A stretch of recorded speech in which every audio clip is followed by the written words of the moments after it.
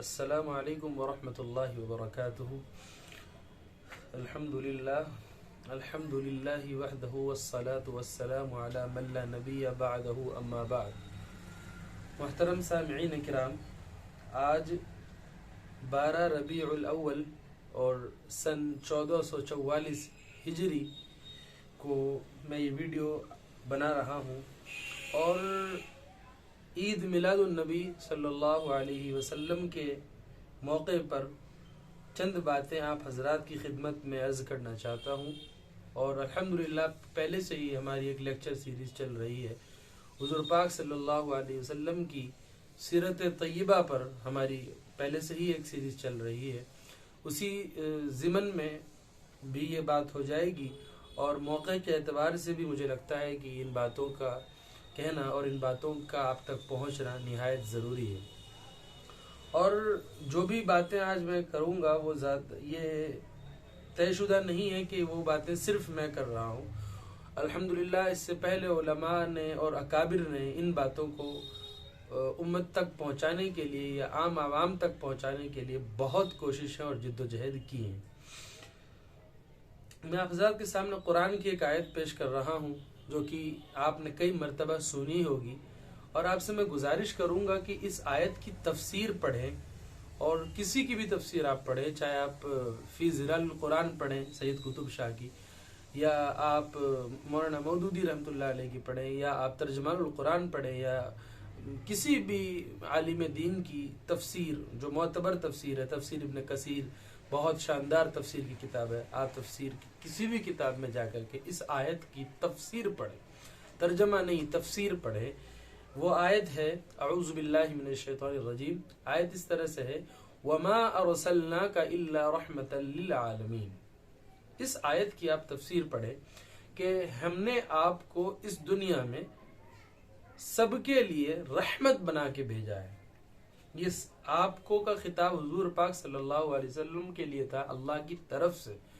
تو یہاں پر یہ سمجھنا بہت ضروری ہو جاتا ہے کہ حضور پاک صلی اللہ علیہ وسلم صرف مسلمانوں کے لیے رحمت بن کر کے نہیں، بلکہ تمام مخلوقات کے لیے اور اس روح زمین پر رہنے والی تمام چیزوں کے لیے حضور پاک صلی اللہ علیہ وسلم رحمت بنا کر کے اللہ کی طرف سے بھیجے گئے تھے.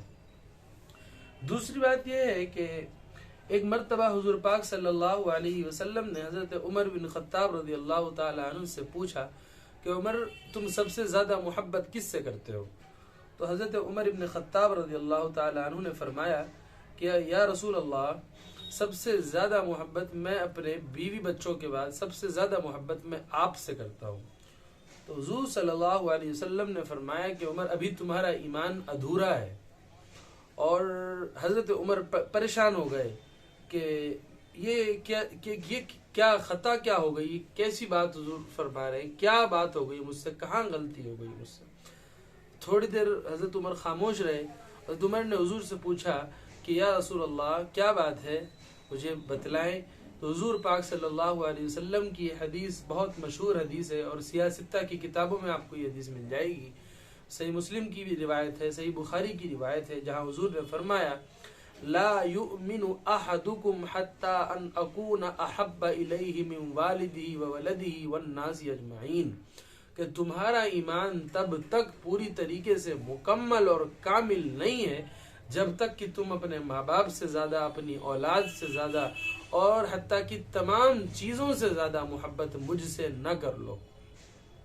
تو عشق کا معنی اگر ہم اس حدیث کی اصل جو تفسیر ہے جو علماء نے لکھی ہے، علامہ راضی رحمۃ اللہ علیہ نے اور تمام علماء نے اس پر بہت کام کیا ہے، ان احادیث کا ذخیرہ اور ان احادیث کی تفسیر کا ذخیرہ جو علماء نے تیار کیا ہے، اگر ہم ان پر غور کریں تو سمجھ میں یہ آتا ہے کہ حضور صلی اللہ علیہ وسلم سے سچی محبت کا مطلب کیا ہوتا ہے.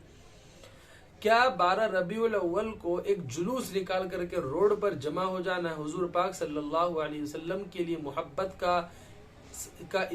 کے لیے اظہار کرنے کے لیے یہ انف ہے یا سفیشینٹ ہے؟ یہ سمجھ میں آنے والی بات نہیں ہے. ہم جس دور میں جی رہے ہیں یہ ٹیکنالوجی کا اور ماڈرن ایج ہے، یہاں پر ہر چیز کے لیے لاجک چاہیے. تو آپ یہ ذرا سوچ کے بتائیں کہ اگر یہ ایک اس طریقے کا موقع ہوتا جس میں گھر کو سجانا یا بیلون لگانا یا برتھ ڈے منانا یا اس طریقے کا کوئی بھی موقع ہوتا تو سب سے پہلے حضور کے جو سب سے بڑے عاشق تھے وہ تو خلفائے راشدین تھے نا جی. تو خلفائے راشدین میں سے حضرت ابو بکر رضی اللہ تعالیٰ عنہ کو حضور پاک صلی اللہ علیہ وسلم کی بعثت کے دن یا حضور پاک صلی اللہ علیہ وسلم جس دن اس دنیا میں تشریف لائے اس دن سیلیبریٹ کرنا چاہیے تھا. حضور کے سچے عاشق تھے.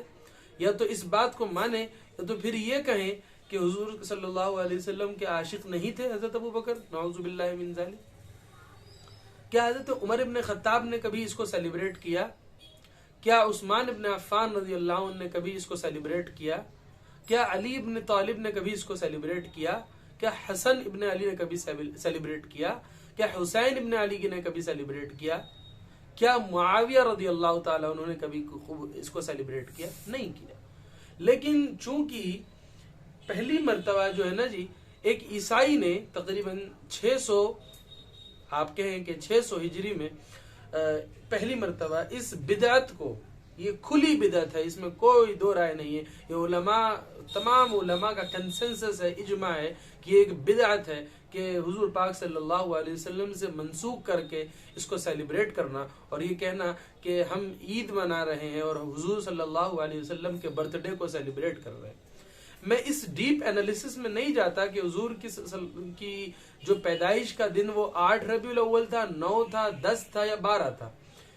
جس بھی دن تھا اگر سیلیبریشن کرنا ایمان کا حصہ ہوتا تو سب سے پہلے صحابہ کرتے. چونکہ حضور کے سب سے پہلے عاشق جو ہے نا جی، سب سے بڑے عاشق جو ہے نا وہ حضور کے صحابہ ہیں. حضور کی ایک حدیث ہے کہ جتنے بھی میرے صحابی ہیں یہ ستاروں کے مانند ہیں. اور ستاروں کے مانند کا مطلب یہ ہوا کہ they are like stars. تم ان میں سے کسی کو بھی پکڑ لو تو تم فلاح تک یعنی کامیابی تک پہنچ جاؤ گے.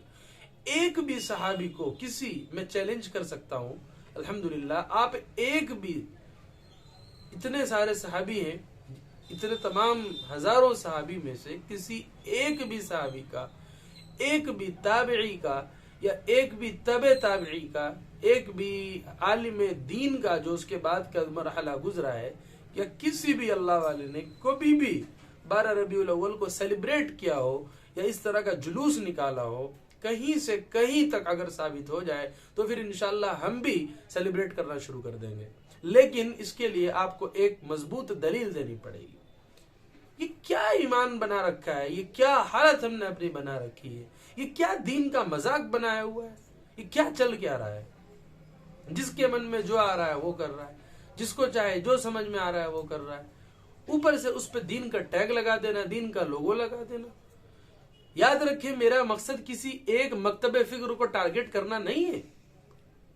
یہاں ہر وہ انسان جو حضور پاک صلی اللہ علیہ وسلم کی پیدائش کے دن کو ایک دینی امور سمجھ کے اس کو سیلیبریٹ کرتا ہو اور اس پر ڈھول نگاڑے اور ڈانس اور یہاں تک کہ حتیٰ تمام بدعتیں انجام دیتا ہو، ہر وہ انسان اس کی گرفت میں، چاہے وہ کسی بھی مکتب فکر سے تعلق رکھتا ہو. ہم کسی ایک کو ٹارگٹ نہیں کر، لیکن یاد رکھیں اللہ کے ہاں اس کا جواب دینا پڑے گا. کیونکہ حضور صلی اللہ علیہ وسلم نے فرمایا کہ ایسی تمام چیزیں بدعت ہیں اور تمام بدعتیں جو ہیں وہ گمراہی ہیں، اور گمراہی جو کہاں لے کے جاتی ہے، وہ لے کے جاتی ہے جہنم میں. تو اللہ تعالیٰ سے دعا ہے کہ اللہ تعالیٰ ہمیں ان تمام بدعات سے اور ان سارے گھٹیا کاموں سے اور ان سارے جو بیکار کام ہیں اللہ تعالیٰ ہماری حفاظت فرمائے. دوسری بات جو ہے جو سب سے اہم آج کا میرا موضوع ہے وہ یہ ہے کہ عشق کا مطلب کیا ہوتا ہے. یہ عشق ہے کیا چیز؟ ہم بڑے شوق سے کہتے ہیں ہم عاشق رسول ہیں، ہم عاشق نبی ہیں اور ہونا چاہیے، بلکہ میں نے آپ کے سامنے حدیث پیش کی کہ تم تب تک کامل مسلمان ہو ہی نہیں سکتے جب تک کہ تمہیں سب سے زیادہ محبت مجھ سے نہ ہو جائے. تو حضور کا یہاں کہنے کا مقصد کیا تھا؟ حضور کا یہاں کہنے کا مقصد یہ تھا کہ جتنے بھی پیغامات حضور صلی اللہ علیہ وسلم نے دیے ہیں، جتنے بھی حضور صلی اللہ علیہ وسلم کے پیغامات ہیں، ان پیغامات پہ عمل کرو، ان پیغامات کو بجا لاؤ۔ ہم میں سے کتنے لوگ ان پیغامات پر عمل کرتے ہیں؟ ہم میں سے کتنے لوگ نمازوں کو قضا کرتے رہتے ہیں؟ ہم میں سے کتنے لوگ جھوٹ بولتے ہیں دن بھر؟ غیبتوں کا اڈا ہماری مسجدیں ہو چکی ہیں، شراب خانے مسلمانوں نے کھلوائے رکھے، ڈیٹنگ ایپس مسلمان چلا رہے ہیں، ڈیٹنگ ایپس کے مالک مسلمان ہیں، جوا مسلمان کھیل رہا ہے، سٹا مسلمان چلا رہا ہے، سود مسلمان کھا رہا ہے۔ یہ کیا حضور پاک صلی اللہ علیہ وسلم سے عشق ہے؟ یہ کیسا عشق ہے؟ میرے سمجھ سے تو باہر ہے، یہ عشق نہیں ہو سکتا، یہ گمراہی ہے میرے عزیزوں، یہ گمراہی ہے، اس بات کو سمجھ لیجئے۔ اللہ کے لیے اس بات سے توبہ کر لیجئے، اجتناب کر لیجئے، یہ عشق نہیں ہے، یہ گمراہی ہے۔ عشق کا مطلب ہوتا ہے ہر وہ کام کرنا جس کا حضور پاک صلی اللہ علیہ وسلم نے حکم کیا ہو، ہر اس کام کو کرنے کی کوشش کرنا جس کا حضور نے حکم فرمایا ہو۔ نہیں بھی ہو رہا تو ہم کوشش تو کریں۔ ہر اس کام سے بچنا جس سے حضور صلی اللہ علیہ وسلم نے منع فرمایا ہو، جسے اللہ نے منع فرمایا ہو۔ ہم کون سا کام ایسا نہیں کرتے جو اللہ نے منع فرمایا ہے؟ ہم ہر طرح کے کام کرتے ہیں۔ قرآن کہتا ہے کہ اپنے مرے ہوئے بھائی کا گوشت کھانے سے بھی گھٹیا کام ہے غیبت کرنا، اور ہماری مساجد کے اندر صرف اور صرف غیبت ہوتی ہے۔ بہت تکلیف کی بات ہے۔ ہم عشق کی بات کرتے ہیں، عشق کا دعویٰ کرتے ہیں۔ کون سا عشق ہے یہ عشق نہیں۔ اللہ تعالی ہم سب کو جو ہے سچا عشق عطا فرمائے، وہ عشق عطا فرمائے۔ ہم کہتے ہیں ہم قیامت کے دن حضور صلی اللہ علیہ وسلم کے ہاتھوں سے جام کوثر پینا چاہتے ہیں۔ کون سا جام کوثر پینا چاہتے ہیں؟ اللہ اکبر، کون سا جام کوثر پینا چاہتے ہیں؟ وہ نبی شفاعت کرے گا ہماری؟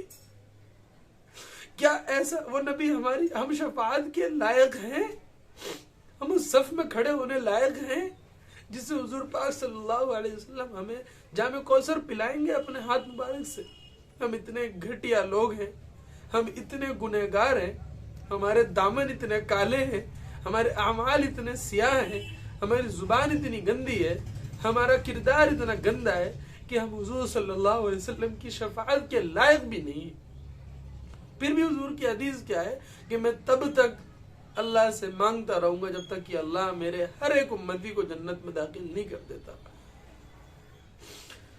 میرے عزیزوں، سمجھ سے پرے بات ہے کہ یہ کیسی محبت ہے جو عاشق کی محبت سمجھ میں نہیں آتی، اور جس سے محبت کی جاتی ہے اس کے کسی پیغام پر عمل کرنے کو ہم تیار نہیں ہیں۔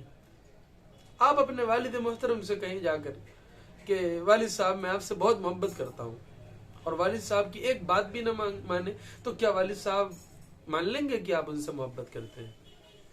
بلکہ باپ بیٹے کے رشتے میں دوریاں آ جائیں گی۔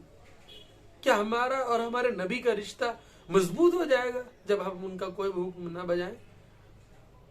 اللہ ہماری حفاظت فرمائے، اللہ ہمارے حال پر رحم فرمائے، اور حضور پاک صلی اللہ علیہ وسلم کی زندگی اور حیات طیبہ میں جتنے بھی پازیٹیو آسپیکٹس ہیں، بلکہ میں یہ سمجھتا ہوں، اور ہر اسکالر، میں تو ایک ادنا سا ایک لرنر ہوں، جتنے بھی اسکالرز نے اسلام پر کام کیا ہے ان سب کا اجماع ہے کہ حضور صلی اللہ علیہ وسلم کی زندگی صرف اور صرف پازیٹیو آسپیکٹ سے بھری ہوئی ہے۔ تو پازیٹیو آسپیکٹس کو اٹھانے کی کوشش کیجئے، بدعت سے اجتناب کیجئے۔ اللہ تبارک و تعالی ہم تمام کو تمام شرک سے، شرک کے کاموں سے، کفر سے اور بدعت سے ہماری حفاظت فرمائے۔ یاد رکھیں کہ ایک کافر جو ہے نا جی، وہ ایک بار میں کہہ دیتا ہے کہ وہ کافر ہے، وہ نہیں مانتا خدا میں، لیکن ایک مسلمان کلمہ پڑھنے کے بعد اس طرح کے کام کرے تو پھر وہ کافر سے بھی بڑھ کر کے وہ گھٹیا کام ہے۔ اسی لیے قرآن نے فرمایا ان المنافقین فی الدرک الاسفل من النار، کہ منافق جو ہیں وہ جہنم کے سب سے نچلے طبقے پر ہوں گے۔ کافر کے لیے لفظ استعمال نہیں ہوا، بلکہ ڈیپ ڈاؤن اگر ہم خود اپنا انٹروسپیکشن کریں، اپنا انالیسس کریں، تو اذانیں ہو رہی ہوتی ہیں اور ہم سو رہے ہوتے ہیں، اور غیبت ہم سے نہیں بچتی، جھوٹ ہمارے منہ سے نکلنے میں وقت نہیں لگتا، نشہ ہمارے یوتھ کرتے ہیں، ہر طریقے کا گناہ. آپ ڈیپ ڈاؤن انالیسس خود اپنی سوسائٹی کا کیجئے کہ مسلم یوتھ آج کہاں اسٹینڈ کرتا ہے اور مسلمز کی condition as per their religion کہاں اسٹینڈ کرتی ہے. اور روڈ پر ایک سیلیبریشن ہو رہا ہے, ایک پوری بھیڑ جمع ہو رہی ہے, celebrating in the name of celebration of the birthday of Prophet Muhammad, peace be upon him. یہ سمجھ سے باہر بات ہے. اللہ ہم سب کو اپنے دین کو سمجھنے کی توفیق نصیب فرمائے اور دین اسلام کی صحیح سمجھ ہمارے دلوں میں پیدا فرمائے اور حضور پاک صلی اللہ علیہ وسلم کی سچی محبت ہمارے دلوں میں پیدا فرمائے. اللہ تعالیٰ سے دعا ہے کہ اللہ تعالیٰ ہم سب کو تمام روحانی اور جسمانی بیماریوں سے محفوظ فرمائے اور تمام اس طرح کی بدعات اور رسومات اور ایسے تمام کام جو حضور صلی اللہ علیہ وسلم کی سنت سے اور حضور صلی اللہ علیہ وسلم کی زندگی کے خلاف ہیں, حضور کے احکام کے خلاف ہیں, اس سے اللہ تبارک و تعالی ہم سب کی حفاظت فرمائے. اور اللہ تبارک و تعالی اس دن روز قیامت میں ہمیں ایسے لوگوں میں شامل کرے جو حضور صلی اللہ علیہ وسلم کے دامن کو پکڑے ہوئے لوگ ہوں. اللہ تبارک و تعالی ہم سب کو اپنی حفظ و امان میں رکھے اور اللہ تعالی ہم سب کو ہدایت دے, صراط مستقیم پر چلنے کی توفیق نصیب فرمائے. انشاءاللہ اگلے لیکچر میں آپ سے پھر ملاقات ہوگی. تب تک کے لیے میں آپ سے رخصتی چاہوں گا. وآخر دعواهم ان الحمد للہ رب العالمین. والسلام علیکم ورحمۃ اللہ وبرکاتہ.